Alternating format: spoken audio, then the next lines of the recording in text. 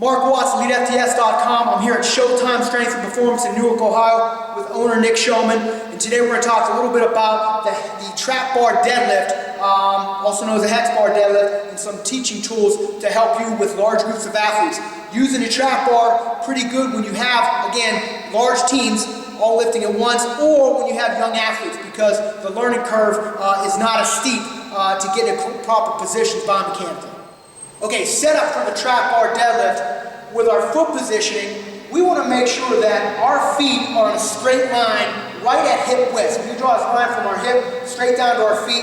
We want a straight line, and we want our toes as much pointed forward as we can. Slightly out might be okay, but what happens is if we get our feet too wide, what happens is now when I get down to that position, especially on the construct, a lot of times you're going to have some knee valve, especially with young athletes, right? We want to make sure we have a straight line.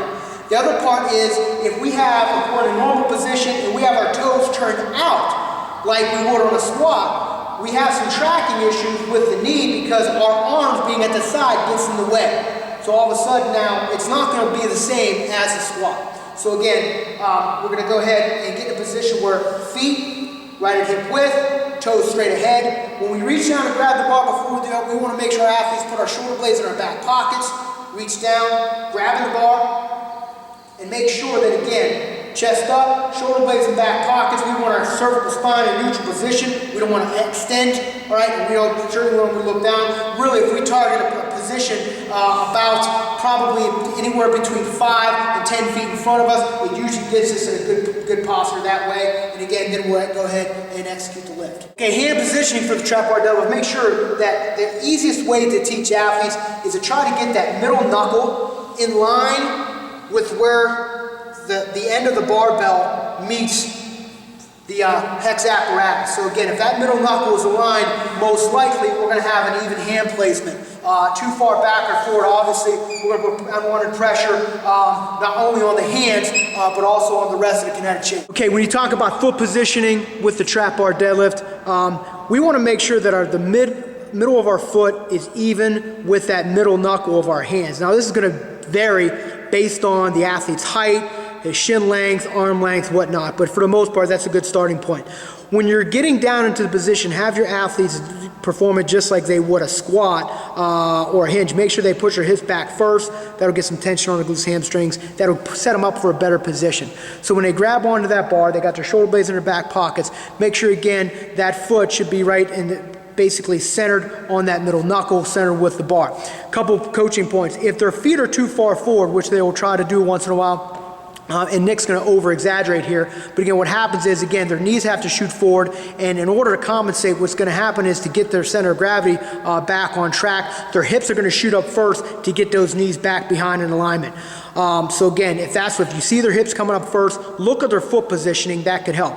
If their feet are too far back at the start, and again, Nick's going to over-exaggerate a little bit, same thing, that center of gravity is way out forward, closer to an RDL, and again, you can see that still puts all that pressure is on the front of the foot, on the toes. So what's going to happen is, in order to get into that proper position, they're going to have to basically pull that bar back to them before they can stand up. So make sure, again, when you're looking at athletes, they should be able to push through their entire foot to stand up with that lift. Okay, as far as executing the movement now, we're going to start off with our feet at hip width. Make sure our shoulder blades are in the back pocket with good posture. We're going to come down, we grab the bar, making sure our middle knuckle is centered with the edge of the bar, middle of the foot measured up with our middle knuckle. And again, from this position, we want that spine in a neutral position, that cervical spine, but what happens is with some of the young athletes, a lot of times if their head's looking down, the body will fall, the hips will come up first. So you might have to teach those athletes at first to drive the head, that'll help them get in a better position.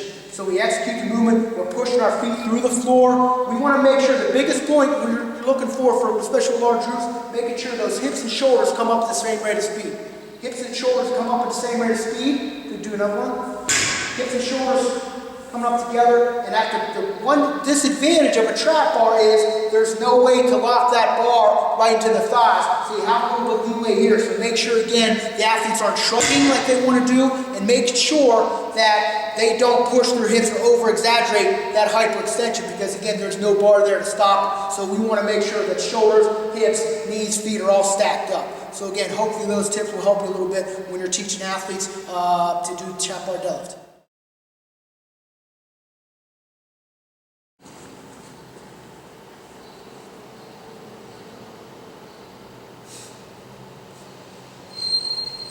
Okay, so to execute the movement, we're going to go ahead and get in a starting position. Again, hips and hip, hip.